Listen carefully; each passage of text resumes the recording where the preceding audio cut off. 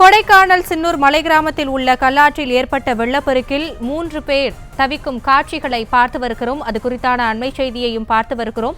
இது குறித்த கூடுதல் விவரங்களோடு இணைகிறார் நமது செய்தியாளர் குறிஞ்சிவேல். விவரங்கள்.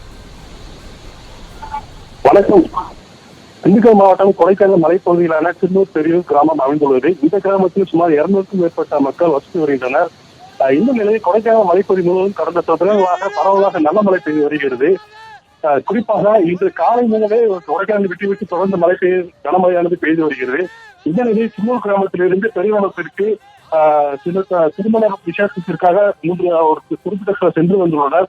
அப்போது வரும்பொழுது இந்த கலாச்சாரத்தை தாண்டி செல்லும் பொழுது எதிர்பாராதமாக கலாச்சின் வெள்ளப்பெருக்கு ஏற்பட்டுள்ளது. இதனால் அந்த பகுதி வெளியே செல்ல முடியாமல் 3 பேர் தவித்து வருகின்றனர்.